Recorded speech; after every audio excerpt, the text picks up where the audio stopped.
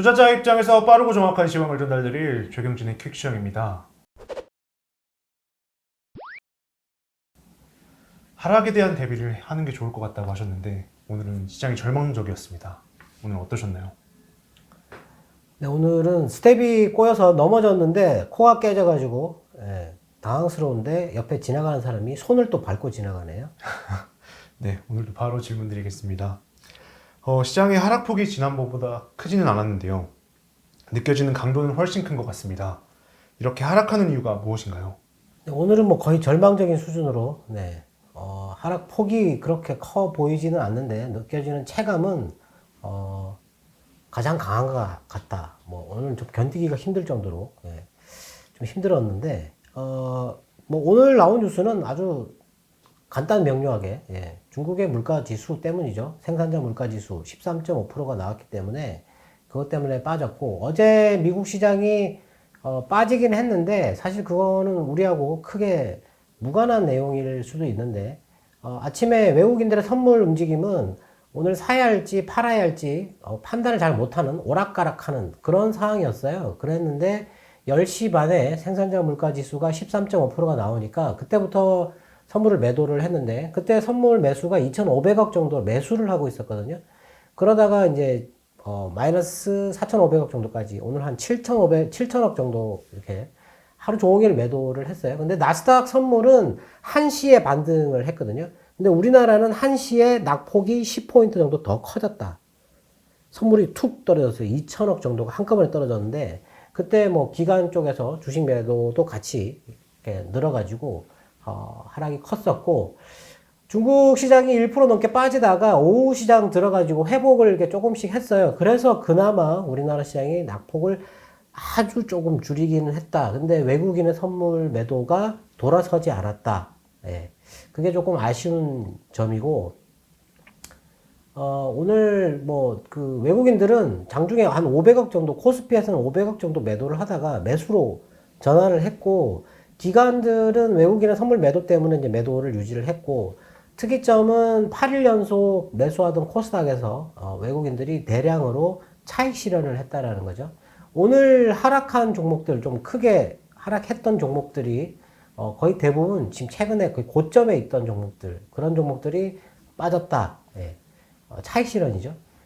미국 시장에서 테슬라 같은 경우가 뭐 주식 파냐 마냐 이런 거 물어봐가지고 빠졌다 이렇게 얘기를 하지만 아마 차익 실현이 크게 나왔던 것 같은데, 우리나라에서도 차익 실현 나왔다. 근데 중요한 거는 뭐 그렇게 오른 종목들 빠지는 거야 상관없는데, 이렇게 계속 빠지고 있던 종목들이 더 많이 빠지니까 그게 지금 문제가 되는 거고, 이게 끝이 없다. 지하 3층인 줄 알았는데 지하 4층으로 가고 있다. 오늘 시장은 너무너무 암울하고 불안한 그런 시장이죠. 어제 그 미국 시장 같은 경우는 이렇게 빠지다가 4시, 새벽 4시 정도에 다우존스 같은 경우는 살짝 올라왔어요. 그게 이제 페이팔 같은 경우가 마이너스 10% 정도 급락했거든요. 이 전망이 안 좋아가지고 급락했고, 테슬라가 마이너스 12% 정도 급락을 했으니까 당연히 뭐 어제 빠진 것만, 어제하고 이렇게 이틀 빠진 게 한 200조 정도가 날라갔다 뭐 이런 얘기를 했는데, 그 정도 빠졌으니까 당연히 충격을 주는 거죠. 일본의 그 10월 경제 동향이 있었는데 그게 55.5가 나왔어요. 이전치가 42.1이었거든요. 많이 좋아졌어요, 10월 달에. 근데 이게 이제 그 미래 전망치도 있었는데, 미래 전망치는 57.7, 이게 이전치는 56.6이었는데 이것도 좀 더 좋아졌다. 일본 쪽은 좀 드물게 좋아지고 있다, 이렇게 보여지고, 유럽연합의 그 11월 경제 심리, 요것도 25.9가 나왔는데 이전이 21이었어요. 요 유럽도 지금 심리가 좀 개선되고 있다. 근데 최근에 위드 코로나 이거 해가지고 그 봉쇄 풀었다가 확진자 증가하니까 지금 다시 뭐 봉쇄를 하니 많이 이런 얘기들이 하고 있는데, 지금 심리는 조금씩 개선이 되고 있는 것 같다. 물가가 이렇게 많이 높은데 뭐 이런 지표 나왔어요. 그리고 어제 미국의 10월 생산자 물가 지수가 8.6%가 나왔습니다. 8.6%. 오늘 발표된 중국의 생산자 물가 지수, 이게 13.5%였는데 전망이 12.4%였어요. 근데 이전치가 10%였거든요. 10.7%였거든요. 이 10.7%가 반영된 미국의 생산자 물가 지수가 8.7이었는데 이게 이제 13%가 됐으니까 미국의 생산자 물가 지수도 다음 달에 나오는 게 10%를 넘어갈 수 있다라는 그런 가능성이 있는 거죠. 네. 오늘 하락은 그렇게 봐야 되는데 시장의 반응은 그렇지 않았다라는 겁니다. 네. 그리고 미국의 10월 근원 개인 소비 지출 물가 지수가 6.8% 계속 오르고 있습니다. 근데 이게 이제 지난번에도 6.8%였어요. 이 생산자 물가 지수도 8.6%가 지난달에도 8.6%였거든요. 네. 똑같다. 근데 뭐 최고치를 경신하고 있다 이런 식으로 얘기를 했는데 똑같이 나오고 있어요. 근데 지금 오늘 나온 그 중국의 생산자 물가 지수 때문에 이게 다음 달에 또 올라갈 가능성이 있다라는 거죠. 네. 그리고 그 바이든이 그 물류난을 해소하기 위해서 물류업체 CEO들을 만나가지고 회동을 했는데 뭐 최근에 그 항만에서 이 적체가 계속 진행되다 보니까 미군을 투입해가지고 60일 이내에 미군을 투입해가지고 40억 달러를 들여서 항만을 확충하고 현대화를 하겠다. 뭐 이런 얘기를 했어요. 네. 그런데도 불구하고 뭐 크게 반응이 없었다. 근데 저는 좀 의문을 가지고 있는 게, 여태까지 이런 항만의 적체 현상이나 물류난 이런 거 거의 없었던 것 같거든요. 네. 근데 갑자기 왜 이런 일이 생길까라는 게 좀 의문입니다. 물론 지금 기업들이 재고를 막 쌓고 있어요. 물류난, 공급난 때문에 이거 재고를 얼마나 쌓아야 될지 몰라가지고 지금 재고를 엄청나게 많이 늘리고는 있는데 이것 때문에 이렇게까지 물류난이 생긴다. 좀 의문이거든요. 네. 하여튼 그런 뭐 좋은 뉴스도 있었는데 시장에 반응이 없었고 그리고 재무장관이 그 지금 물가 때문에 계속 그 인터뷰를 하는 것 같은데 인터뷰 나와가지고 1970년대, 1980년대 있었던 그런 고물가는 진행되지 않을 것이다. 이렇게 얘기를 했고, 물가가 어느 정도 더 오르게 되면, 연준이 행동할 것이다. 이런 얘기를 했어요. 네. 물가에 대해서 지금 계속, 이 미국 정부 쪽하고 연준 쪽에서는 그렇게 아직까지는 심각하지 않다라는 식으로, 물론 뭐 심각하지만 이게 진행이 되는 거는 이제 그 좀 만만해질 것이다. 계속 그렇게 주장을 하고 있어요. 네. 그렇게 주장하고 있는데 오늘 중국의 10월 생산자 물가 지수가 13.5%. 네, 아주 어마어마한 숫자입니다. 여기서 중요한 게 유가거든요. 유가. 지금 난방비가 급증할 거라고 얘기를 하고 있는데 유가가 떨어져 줘야 되는데 지금 미국의 그 중동에 대한 오페크에 대한 그런 힘이 옛날보다 많이 약해져 있어요. 트럼프 뭐 때문에 그런 건지 모르겠지만 많이 약해져 있어가지고 말빨이 먹히지가 않습니다 지금. 네. 증산을 하라 그러는데 증산을 안 하잖아요. 네. 어제 보니까 미국의 그 원유 재고가 많이 떨어져가지고 유가가 다시 84달러로 올라왔거든요. 유가가 지금 빠지게 되면 경기 둔화하는 거 아닌가 이렇게 의심할 수 있는데 지금은 유가가 떨어져 줘야 된다. 물가 때문에. 예. 이거를 끌어내려 줘야 되는데 예전에는 미국이 이 유가를 잘 끌어내려 줬거든요. 네. 근데 지금은 끌어내리지를 못하고 있습니다. 네. 그리고 오늘 그 미국 CNN에서 보도한 거가 나왔었는데, 지금 미국 시장의 상황, 예, 한 단어로 하면 도치, 탐욕, 욕망, 이런 식으로 표현을 했습니다. 그런 거를 측정하는 지표가 뭐 7가지가 있는데, 그 중에 4가지가, 지금 탐욕, 욕망, 이게 과도하다라는 그런 걸 나타내고 있다. 예, 너무 지금 심하다. 예, 아무것도 생각하지 않고 지금 뭐 이게 이익에 주가가 올라가는데 도취되어 있다 이런 식으로 얘기를 했거든요. 이게 우리나라한테 악재인데 왜냐하면 우리나라는 지금 빠지고 있는 상태인데 지금 고점으로 올라가고 있는 시장에 대해서 탐욕, 욕망 이렇게 해서 주가를 끌어내려야 된다라는 식으로 얘기를 해버리게 되면 우리나라 시장은 정말 지하 4층, 5층으로 내려갈 수 있다라는 거죠. 네. 안 좋은 거죠 이게. 네. 오늘 뭐 이런 뉴스도 있었지만 지금 나스닥 선물이 살짝 내려오다가 지금 1시에 반등을 하기 시작해가지고 이제 상승 전환했어요. 다시. 네. 뭐 이게 주가가 계속 빠진다. 근데 오늘 뭐 여러 가지로 생각을 해봤는데 지수의 지금 현재 그 보조지표, 추세를 나타내는 보조지표 이게 행보를 하다가 이제 막 벌어지기 시작을 했거든요. 이제 막 벌어지기 시작을 했어요. 그러니까 지금 낙폭이 크지 않아요. 근데 일주일째 지금 진행되고 있잖아요. 조금씩 1%씩 이렇게 깎아먹는 식으로 떨어지다 보니까 이 추세가 크게 벌어지고 있지 않아요. 이 추세를 보니까 지금 지수가 7월 달에 3,316포인트인가요? 그때 고점을 찍고 하락을 하기 시작했는데 그 당시에는 사실 뭐 하락이 크지 않았기 때문에 7월 달은 뺀다고 치더라도 지금 세 번째 계단식 하락을 맞고 있는데 8월 달에는 카카오뱅크가 상장을 했고 크래프톤 상장하고 그 다음에 테이퍼링 뉴스 나오면서 이제 주가가 200포인트가 빠졌어요. 그리고 9월 말에 시작된 하락은 부채 한도 뭐 그것 때문에 갑자기 빠져가지고 한 150포인트가 빠졌거든요. 네. 그리고 지금 110포인트 이상 넘었죠. 네. 3050포인트 정도에서 내려왔으니까 지금 거의 뭐 한 120포인트 정도 빠지고 있는데 이번에도 카카오페이 때문에 예, 시작됐다. 스텝이 꼬이기 시작한 거죠. 수급에서 꼬이기 시작했는데 갑자기 요소수가 나와가지고 3일 연속 끌어내리더니 이번에는 또 생산자 물가지수 때문에 추가로 더 빠졌다. 악재가 계속 겹치고 스텝이 꼬이고 있고 수급이 나아질 조짐이 보이지 않는 그런 상태이다. 이런 거를 되돌리려면 강한 호재가 있어야 됩니다.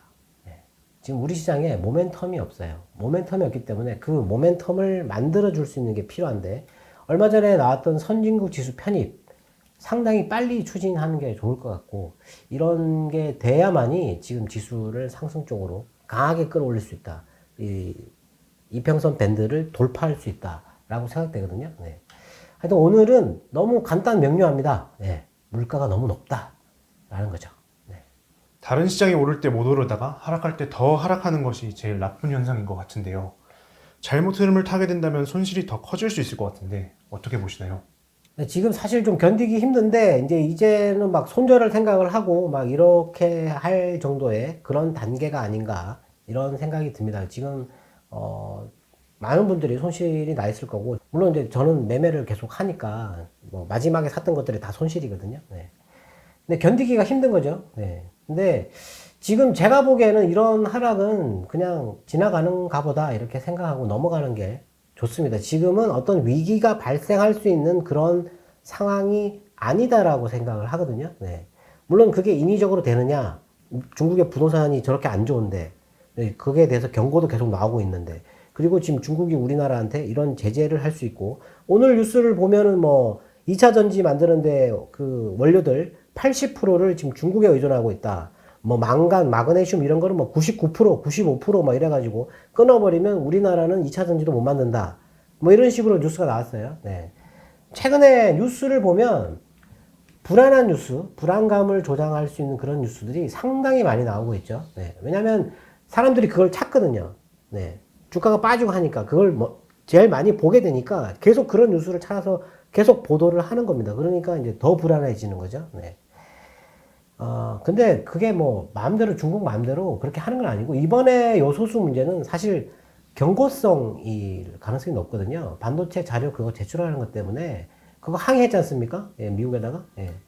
그렇게 나오는 거거든요. 그렇기 때문에 경고성이다. 근데 만일에 이제 미국 쪽으로 더 이게 편중이 되게 되면 이제 또 제재를 하겠죠. 지난번 사드처럼.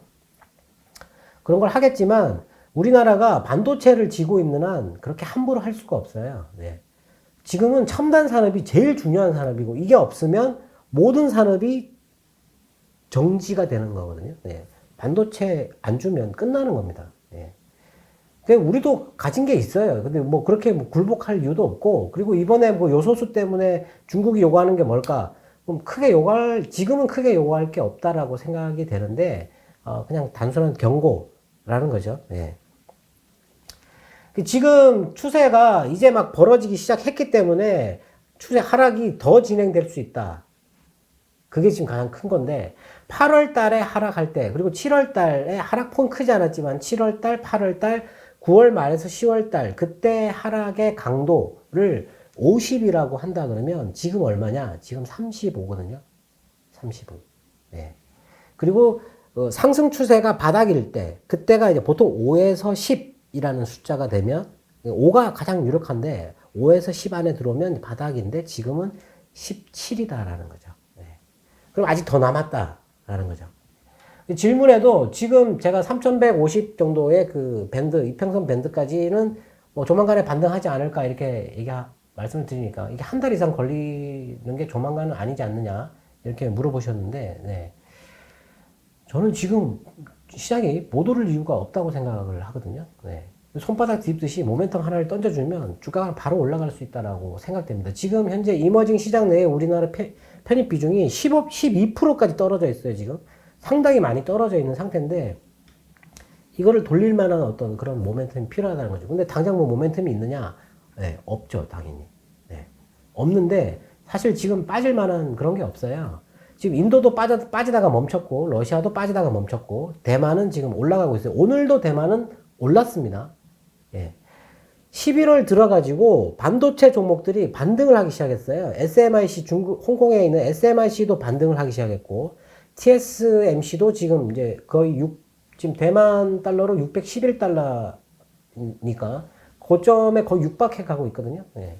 반도체가 반등을 하고 있다. 근데 우리나라 삼성전자만 바닥에서 못 벗어나고 있다라는 거죠. 예. 근데 삼성전자가 올라가게 되면 지수를 끌어올릴 수 있는데, 오늘 뭐 질문에도 있었지만, 화학주들, 네. 실적이 최고치인데 2분기부터 갑자기 피크아웃이라 그래가지고, 예. 그것 때문에 지금 계속 빠졌잖아요. 제일 안타까운 주식이 지금 현재 금호석유인데, 예. 금호석유의 실적을 보면 지금 3분기, 3개 분기 동안 2조를 벌었는데 지금 현재 시가총액이 5조가 깨졌어요. 예. 이게 말이 안 되는 거잖아요. 지금 영업이익률이 30%예요, 30%. 물론 이게 지금 피크아웃이라 그러면 이제 주가가 올라가기 어렵지만, 그렇다고 해서 뭐 엄청나게 높은 주가를 달성한 것도 아닌데도 불구하고 지금 그렇게 만들어 놨다. 예. 뭐 증권사들 리포터 보니까 뭐 피크아웃 얘기하다가 이제 그거는 많이 누그러졌는데 뭐 모멘텀이 없다. 뭐 이런 식으로 얘기를 하고. 그거 투자자들이 만든 거잖아요. 예. 피크아웃이라고. 피크아웃 아닌데. 지금 계속 진행되고 있잖아요. 물가가 계속 올라가고 있고, 공급난이 계속 지속되고 있고, 오늘 HMM 실적도 2조 정도를 약간 언더 하회하는 그런 정도의 실적을 예상했는데 2조 2,700억이 나왔어요. 10% 이상 높게 나왔잖아요. 주가는 계속 빠지지 않습니까? 오늘 잠깐 올랐다가 다시 내려와 버렸는데, 예. 피크아웃. 근데 계속 지금 진행 중이잖아요. 진행형이거든요. 네. 그런데도 불구하고 계속 그렇게 얘기를 하고 있지 않습니까? 그래서 이제 투자자들의 그 심리를 그런 식으로 몰아가고 있기 때문에 지금은 개선이 안 된다라는 거죠. 수급 쪽에서도. 네. 개선이 안 되니까 어떤 모멘텀을 강하게 던져주는 게 필요하다. 근데 그런 게 나오면 올라가는데 걸리는 시간은 제 생각에 2, 3주밖에 걸리지 않을 것 같습니다. 지금 현재로서는. 네. 여기서 더 나빠지게 되면 거래량이 중요한데, 거래량이 오늘 5억 5천만 주 정도, 예, 정도 나왔는데, 지난번에 횡보할 때 떨어졌다가 이게 반등할 때 그때 나왔던 거래량이 4억 7천만 주, 거의 뭐 최저 거래량이에요. 6개월 최저 거래량. 근데 10월 달에 그때 2,900포인트까지 떨어졌을 때 그때 반등할 때 나왔던 그 최저 거래량은 5억 9천만 주 정도거든요. 오늘 5억 5천만 주 정도예요. 예. 여러 가지로 보면 추세가 지금 이제 막 벌어지기 시작했고, 거래량도 뭐 지난번보다 조금 높은 상태이고 하기 때문에 이거 바로 돌릴 수 있을까 이렇게 생각할 수도 있는데, 원래 연말에는 사실 뭐 소비 시즌도 있고 뭐 그런 것도 있고, IT가 원래 연말에 이렇게 강하게 올라가는 그런 성질이 있어요. 지금 반도체들이 올라가고 있으니까 만약에 거기에 편성할 수 있다면 올라가는데 걸리는 시간은 그렇게 멀지 않을 것이다. 다만 제가 걱정하는 거는 그까지 올라가는 거를, 단기간 그까지 올라가는 거를 걱정하는 게 아니고 그걸 뚫지 못하고 빠질 경우, 그게 걱정인 거거든요. 네. 그럼 고점이 이제 영영 오지 않는다라는 거죠. 왜냐하면 내년에 지금 연준 부의장이 얘기했지만 내년에 금리를 인상할 수 있는 세 가지 조건이 충족될 수 있다라고 얘기를 했거든요. 내년에 금리를 올릴 수 있다라는 얘기인데, 지금 이제 테이퍼링에 대한 악재는 소멸했지만 금리 인상에 대한 두려움은 있어요. 근데 오늘 그 생산자 물가 지수가 13.5%가 나왔는데, 미국채 금리랑 오늘 우리나라 금리는 그대로이다라는 겁니다. 반응을 하지 않았어요. 예.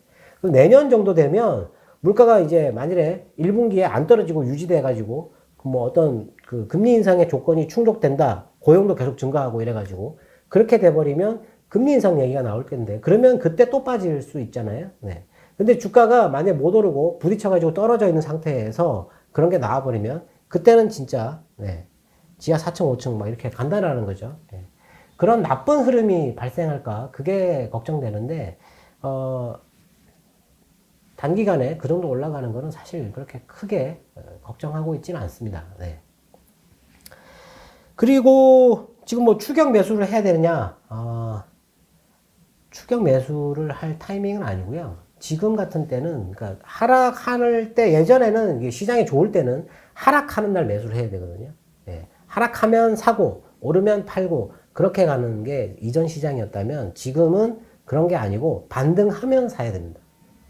떨어지다가 반등이 나오면 이 반등을 믿을 수 있느냐 없느냐 그거를 판단해서 그때 사야 되거든요. 그게 떨어지는 때는 그냥 가만히 기다려야 돼요. 예. 가만히 기다려야 된다. 그리고 미국 주식 뭐 가끔가다 한 번씩 말씀해 달라고 예, 질문이 있었는데 미국은 뭐 사실 살 게 6가지밖에 없어요. 애플, 아마존, 구글, 알파벳이죠. 네. 그리고 마이크로소프트, 엔비디아, 그 다음에 어도비.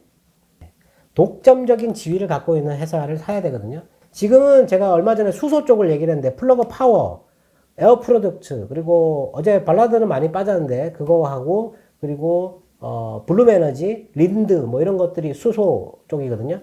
이런 거. 그리고 내년에 그 자율주행. 최근에 루미나하고 벨로다인이 많이 올랐는데 어제 벨로다인이 많이 빠졌어요. 네. 그래서 이 두 개가 좋을 것 같고 그리고 최근에 강세를 보이고 있는 포드.